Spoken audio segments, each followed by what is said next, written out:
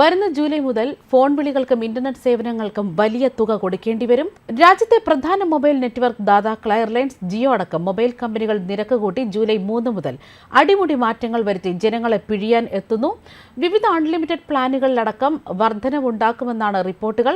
പ്രതിമാസം 2 GB-ക്ക് 189 രൂപ മുതൽ പ്രതിദിനം 3599 രൂപ വരെയുള്ള വിവിധ പ്ലാനുകളാണ് അവതരിപ്പിച്ചിരിക്കുന്നത്.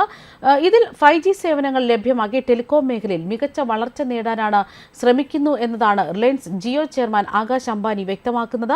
പിന്നാലെ ഭാരതി എയർടെല്ലും വോഡഫോണും ഐഡിയയും കോൾ നിരക്കുകൾ വർദ്ധിപ്പിക്കുമെന്ന റിപ്പോർട്ടുകൾ പുറത്തുവരികയാണ്. മാത്രമല്ല, ടെലികോം സ്പെക്ട്രം ലേലത്തിൽ എയർടെൽ വിവിധ ഫ്രീക്വൻസി ബ്രാൻഡുകളുമായി 6857 കോടി രൂപയ്ക്കുള്ള സ്പെക്ട്രം സ്വന്തമാക്കിയിരിക്കുന്നു. കഴിഞ്ഞ ദിവസങ്ങളിൽ നടന്ന ലേലത്തിൽ പ്രധാനപ്പെട്ട സർക്കിളുകളിൽ അടുത്ത 20 വർഷത്തേക്ക് സേവനങ്ങൾ നൽകുന്നതിനുള്ള സ്പെക്ട്രമാണ് എയർടെൽ വാങ്ങിച്ചിരിക്കുന്നത്.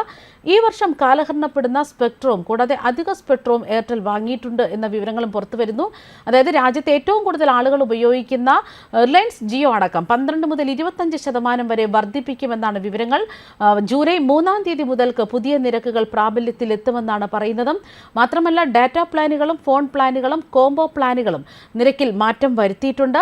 ലോക്സഭാ തെരഞ്ഞെടുപ്പ് ഫലത്തിന് പിന്നാലെ നിരക്ക് വർധനവ് പ്രാബല്യത്തിൽ വരുമെന്ന് ഈ വർഷം ജനുവരിയിൽ തന്നെ റിപ്പോർട്ടുകൾ ഉണ്ടായിരുന്നു. നിലവിൽ നൽകുന്ന സേവനങ്ങൾക്ക് ഇപ്പോൾ ഈടാക്കുന്ന നിരക്ക് ഭീമമായ നഷ്ടം വരുത്തുന്നുവെന്നാണ് കമ്പനികൾ തന്നെ പറയുന്നത്. അതായത് കമ്പനികൾ റേറ്റ് കൂടുന്നതിന് മുന്നോടിയായി ടെലികോം റെഗുലേറ്ററി അതോറിറ്റി ഓഫ് ഇന്ത്യയെ അറിയിച്ചിരുന്നു ഈ വിവരങ്ങളൊക്കെ തന്നെ. ഇപ്പോൾ ട്രൈഡ് നിയമം അനുസരിച്ച് തന്നെയാണ് നിരക്കുകൾ കൂട്ടുന്നുവെന്നാണ് വിവരങ്ങൾ. 1559 രൂപയ്ക്ക് നൽകിയിരുന്ന ജിയോയുടെ 24 GB വാർഷിക പ്ലാനിന് 340 രൂപ വർദ്ധിപ്പിക്കുമെന്നാണ് കണക്കുകൾ പറയുന്നത്. 1899 രൂപയുടെ പുതിയ നിരക്ക് പ്രതിദിനം 2.5 GB 2999 രൂപയുടെ പ്ലാൻ 600 രൂപ വർദ്ധിപ്പിച്ച് 3599 രൂപയാക്കി മാറ്റും. അതേസമയം 2 GB-ക്ക് മുകളിലുള്ള പ്രതിദിന ഡാറ്റ പ്ലാനുകളിൽ 5G സേവനങ്ങൾ അൺലിമിറ്റഡ് ആയിരിക്കും. ജിയോയ്ക്ക് പിന്നാലെ മുൻനിര കമ്പനികളായ എയർടെൽ, വോഡഫോൺ, ഐഡിയ തുടങ്ങിയവരും നിരക്ക് വർധനവ് തെരഞ്ഞെടുക്കുന്നുവെന്ന വിവരങ്ങൾ പുറത്തുവരികയാണ്. ആഗോള ബ്രോക്കേജ് സ്ഥാപനമായ CLSAയുടെ റിപ്പോർട്ടിൽ 2024 താരിഫ് വർധനയുടെ വർഷമായിരിക്കുമെന്ന് നേരത്തെ തന്നെ സൂചിപ്പിച്ചിരുന്നു.